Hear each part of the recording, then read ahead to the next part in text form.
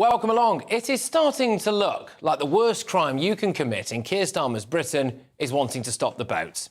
Here was a very small protest in Bournemouth yesterday against mass immigration.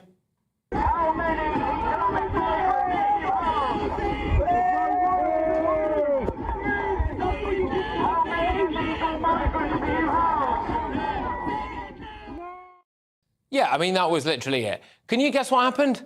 They sent 5 different police forces to attend that. 5. Yeah, Dorset Police, which had already been armed with extra search powers, were joined by officers from the Met, Thames Valley, Hampshire, Avon and Somerset, and Devon and Cornwall forces. It's remarkable, isn't it?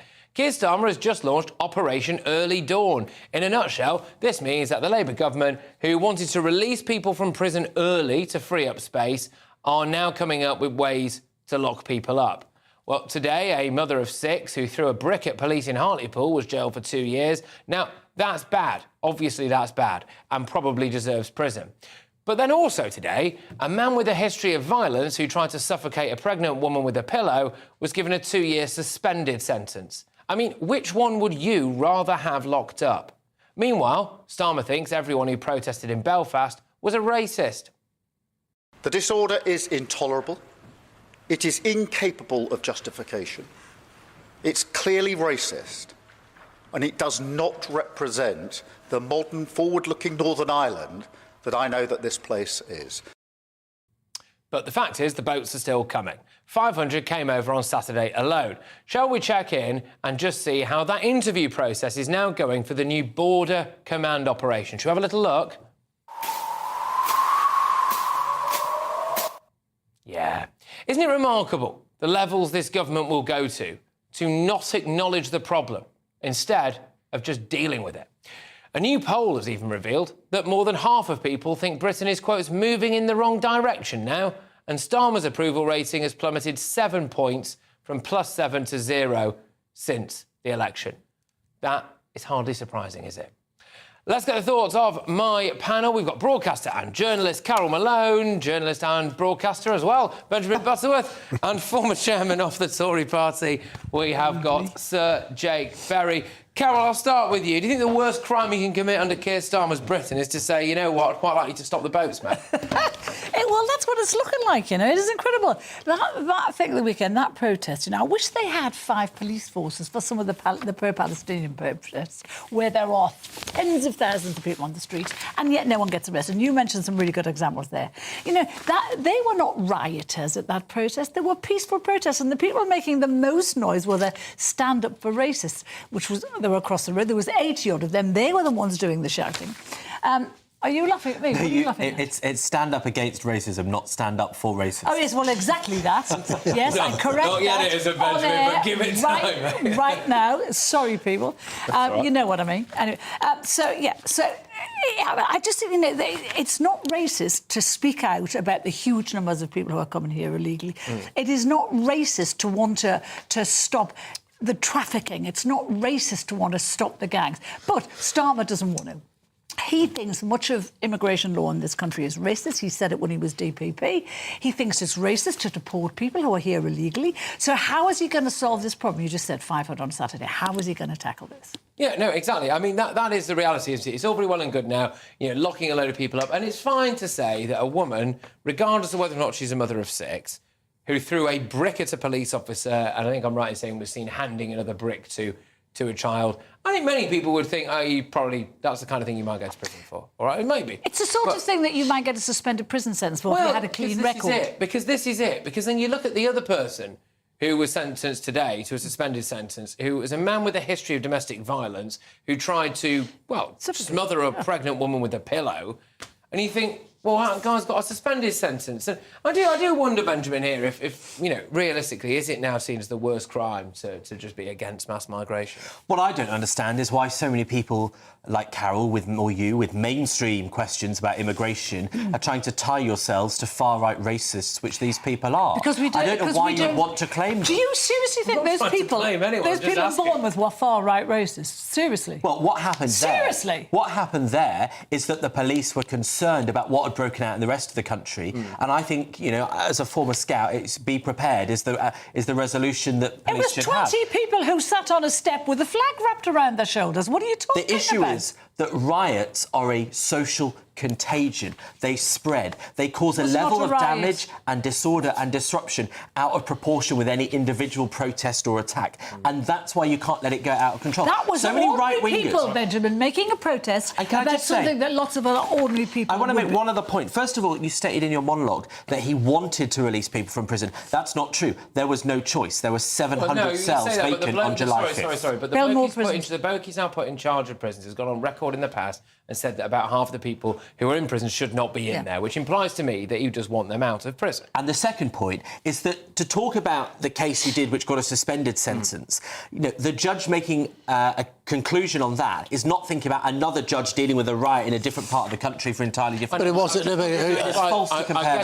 I wonder if it implies that those prosecutions and the sentences we're seeing handed out now are political in nature. Well, look, so it's right that if this woman lobbed a brick at a police officer that she has been sent to prison, because an attack on the police is an attack on society. It's an attack on all of us, actually, so that is the right thing. It sounds like the wrong sentence with the serial domestic violence, woman abuser who tried to smother a woman. But let's just take a step back about the big mistake I think Keir Starmer is making here. The reason the Conservatives lost the election so badly is for election after election, we promised that we were going to get a grip on immigration. We didn't.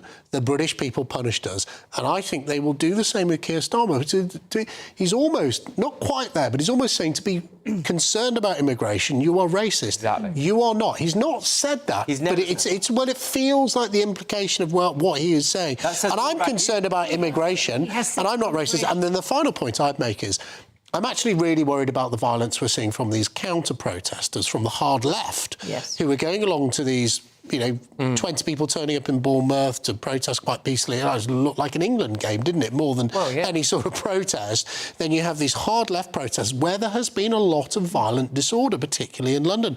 What is happening to those people? I'm not aware of any arrest, and this plays into this narrative of this two-tier policing, which I think is corrosive for the country. So, Carol, when it all first started kicking off, right, very quickly it was all far right this, far right that, far right this, far right that.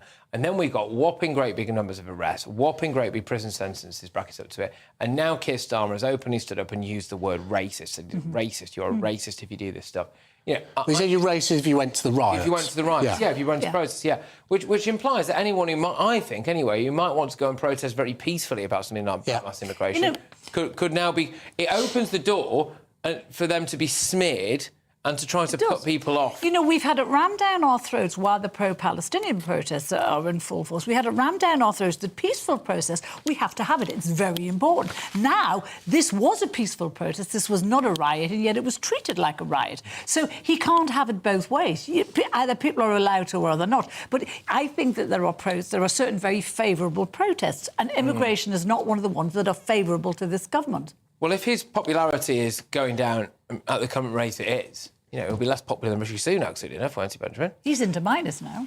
Yeah, I mean, there's nothing unusual about that. And, that's because he's making decisions, right? The fact is, I find it extraordinary how so many people that were saying that people that sat in the middle of a road, which I don't think is a good thing, but that did incredibly peaceful protests for Just Stop Oil, that they should get 5 years in prison, suddenly found themselves 2 weeks later, in some cases, saying people that threw bricks at mosques, they should get a suspended sentence. Why are they going to prison? Benjamin, rioting is a danger to us all. These people are extremists, they are racist, they are far right, they are organising online, what do you think and you shouldn't be having a grey area with them. What do you think Just Stop Oil are? They're extremists. They don't care. Their leader has actually said it's not his fault if someone... It's not his fault or the protesters' fault if someone dies on the way to hospital and they can't get through those protests. They've said that. What are they... And I started off by saying an attack on the police is an attack on all of us. People should go to prison if they attack the police, but you cannot get away from the fact people were in the O2, I think today or yesterday, chanting Intifada with a Palestinian process. The protests we saw in Leeds, there was very little policing of those, despite the fact that a bus was... What Intifada means? Well, Intifada, it has various means, but the Oxford English Dictionary is an uprising, calling for an uprising, normally a violent uprising. They're saying from London to Gaza, we want an Intifada. To me, that is very, very concerning. And if you look at the other news that's broken today about prisoners being released early, so space can be found for these protesters, what you're going to have is people who've robbed your house, nicked your car, got in a violent assault outside a pub. They're going to be released early, so someone who's retweeted something on the internet can be sent to prison. That is not that is the case. That's the other aspect. So what I said at the start, is it the worst crime in Britain at the moment to have, strong views about immigration? Some of those views are unacceptable. One of the people, for example, I've said this numerous times, who was sent to prison, tweeted an emoji of a foreign person and then a gun, right? The other person that we've had today, mum of 6, threw a brick at a police officer. Now, I do get that those people should probably have some kind of custodial senses. I'm not disputing that. But when you look at the idea that we might be allowing certain people out of prison early who have done things, unspeakable things, so that, Julie from number 42 tweeted something or put something on Facebook for which she has now apologised